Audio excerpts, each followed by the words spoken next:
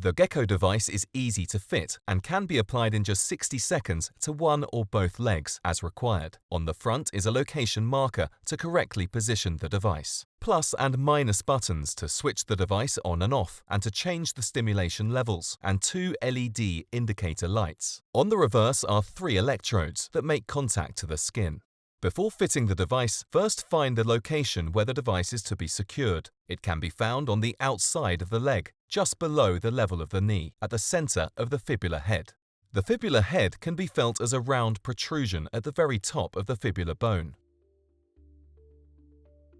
To find the fibular head, run your fingers downwards from the center of the kneecap to the tibial tuberosity, just below the kneecap. Working towards the outside of the leg, you will come first to a prominent piece of bone called the lateral condyle. Moving over the bone, continue towards the outside of the leg, and moving very slightly downwards, feel your way to the head of the fibular bone. It can be felt as a much larger and more rounded protrusion in comparison to the lateral condyle.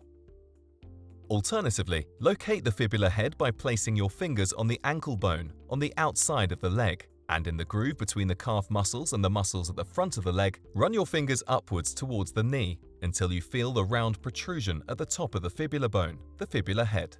To open the pack, simply peel the 2 ends of the foil pouch apart. Inside, you'll find the geko devices and an instruction leaflet. Read the instruction leaflet carefully to familiarize yourself with the warnings and precautions, and only use the device as instructed. Using warm water, wash the area where the device is to be fitted, removing moisturizer if present, and pat dry gently. For best results, using trimmers or clippers, remove any excess hair. Avoid shaving as this can damage the skin and increase the risk of irritation. After 15 seconds, with the device switched off, peel off the protective film from the long end first. Secure the device to the leg so that the location marker, the line of arrows, is positioned directly over the center of the fibular head. Next, remove the protective film from the short end and secure this to the front of the leg. Correctly fitted, the branded short end is positioned to the front of the knee, with the long end wrapped around to the rear of the leg, below the crease of the knee. This will place the negative electrode over the common perineal nerve and will position the plus button to the front of the leg and the minus button to the rear, whichever leg the device is applied to. Repeat these steps when fitting the device on the other leg if required.